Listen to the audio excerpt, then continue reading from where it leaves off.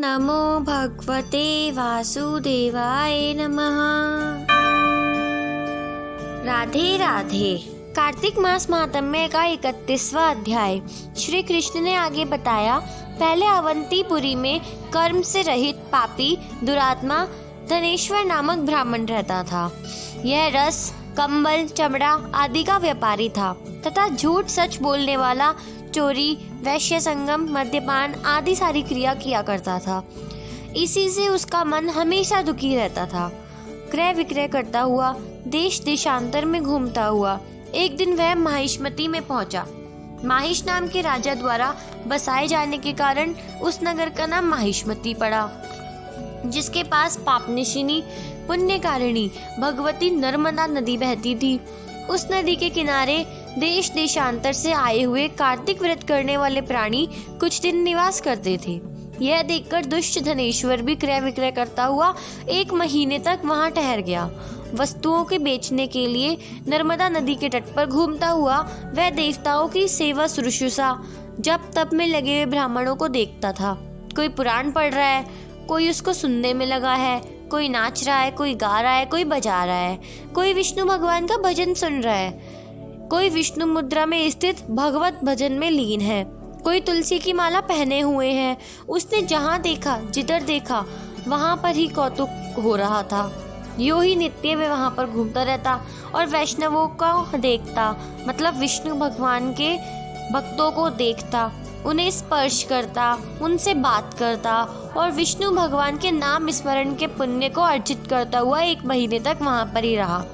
वैसे तो वो वहाँ पर सिर्फ और सिर्फ अपने काम से आया था, लेकिन वहाँ पर उन लोगों के साथ रहने, सुनने, उनकी बातों को सुनने, उनको हाथ लगाने, स्पर्श करने, उनसे बात करने, उनके साथ खाना खाने और उनको देखने से इसी प्रकार 1 महीने तक कार्तिक व्रत की उद्यापन विधि तथा जागरण को वो देखता रहा। पूर्णिमा को कार्तिक व्रतियों द्वारा ब्राह्मण तथा गौ की पूजा, दान और उनको भोजन आदि कराना भी उसने देखा। महादेव जी की प्रसन्नता के लिए सायंकाल में दीपोत्सव देखा।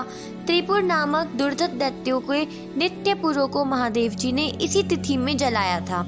इसी कारण इस तिथि में शिव जी के श्रद्धालु परम उत्सव मनाते हैं। जो मनुष्य मुझ में और शंकर जी में अंतर मानता है, उनकी संपूर्ण पुण्य क्रिया निसंदेह निष्फल हो जाती है। वह धनेश्वर वहाँ की पूजा विधि देखता हुआ इधर उधर घूम रहा था कि उसे काले सांप ने काट लिया, जिससे वह मूर्छित होकर पृथ्वी पर गिर पड़ा। उसकी यह दशा देखकर वहाँ दयालु मनुष्यों ने उसे चारों ओर से घेर लिया। वे उसके मुख पर तुलसी दल मिश्रित पानी के छींटे देने लगे। जब उसके प्राणांत हो गए, जब उसके प्राण निकल गए, तब यमदूत उसे बांधकर कौड़ों से मारते हुए यमराज के पास ले गए। उसे देखकर चित्रगुप्त ने यम से कहा कि इसने बचपन से लेकर आज तक सिर्फ कुकर्म किया है। चोरी, शराब पीना, लोगों को ठगना, परेशान करना, किसी को मारना, ये सब कुकर्म ही किए हैं। इसने अपने पूरे जीवन काल में पुण्य का कोई भी काम नहीं किया और इसके पापों की संख्या भी इतनी सारी है कि मैं 1 साल तक आपको यहाँ पे बताता रहूं तो भी खत्म नहीं होंगे। ये बिल्कुल पाप की मूर्ति ही है। इसको 1 कल्प पर्यंत घोर नरक में रहना चाहिए। इसको 1000 साल तक नरक में रहना चाहिए। तब यह सुनकर यमराज बहुत क्रोधित हुए और कठोर वचन और कालाग्नि की भांति अपना विकराल रूप दिखाते हुए अपने अनुचरों को आज्ञा दी।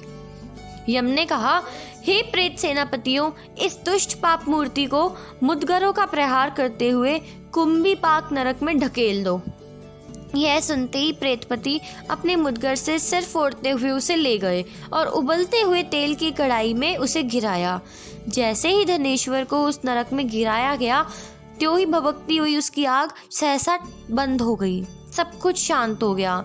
जैसे प्रहलाद को अग्नि में गिराने पर आग ठंडी हो गई थी, वैसे ही उस आदमी को उबलते हुए तेल में डालने पर तेल की जगह फूल आ गए थे। इस घटना को देखकर प्रेतपतियों ने विस्मित होकर यमराज से सारी बात कही। यह सुनकर यमराज भी आश्चर्यचकित हुए। उन्होंने सोचा यह सब क्या है। वो बहुत ही चकित हो गए। उन्होंने धनेश्वर को बुलाया और विचार करने लगे। उसी समय हंसते हुए नारद जी भी वहां पहुंच गए। नारायण नारायण। यमराज ने उनका सादर सत्कार किया और पूछा, तब उस धनेश्वर ब्राह्मण को देखकर नारद जी ने कहा, हे अरुण नंदन यमराज, यह ब्राह्मण नरक भोगने के योग्य नहीं है, क्योंकि अकस्मात अंत समय में नरक यातना को नष्ट करने वाला कुछ सुकर्म इससे हो गया है।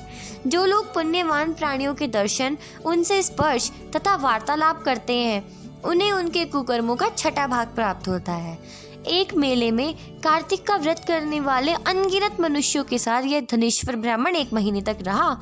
उससे उन सबके पुण्य का भाग इसे भी मिला और ये भी उनका अधिकारी है। वो सभी लोग व्रत करने वाले धर्मात्मा थे। इसने उनकी सेवा की, किसी को पानी पिला दिया या फिर किसी की कोई सामान उठा कर दे दिया। इस कारण इसके संपूर्ण पाप खत्म हो गए और यह पुण्य का भागीदार है। कार्तिक व्रत के पुण्य फल की कुछ सीमा नहीं है। इसने अपने जीवन में कभी विष्णु भगवान की पूजा नहीं की, कभी कार्तिक का व्रत नहीं किया, लेकिन ये सिर्फ उनके साथ रहने मात्र से उनके पुण्य फल का अधिकारी हो गया। कार्तिक व्रत करने वाले मनुष्यों के बड़े बड़े पाप भी चुटकी भर में खत्म हो जाते हैं। भगवान अपने तेज से उन्हें खत्म कर देते हैं।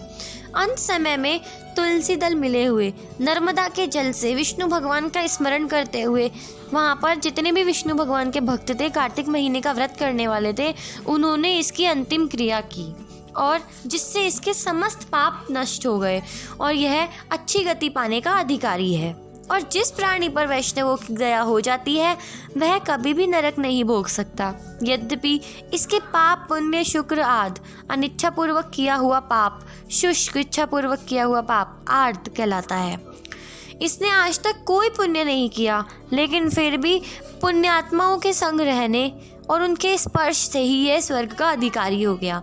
इसी से यह पुण्यात्मा है और इसे यक्ष योनि देकर केवल उस पाप भोगने वाले नरक को इसे दिखा दो, देखने भर की जितना ही इसका पाप है। तो आगे श्री कृष्ण कहते हैं, जब ऐसा सब कुछ कहकर नारद जी चले गए, तब नारद जी के कहने पर उसे अच्छी आत्मा समझते हुए यमराजों ने सभी नरकों के दर्शन करवाने के लिए भेजा। राधे राधे। उम्मीद करते हैं आपको वीडियो अच्छी लगी हो। अगर आपको वीडियो अच्छी लगी तो वीडियो को लाइक कीजिए, शेयर कीजिए और कमेंट्स में राधे राधे लिखना बिल्कुल मत भूलिएगा। तो मिलते हैं अगले अध्याय में, तब तक राधे राधे।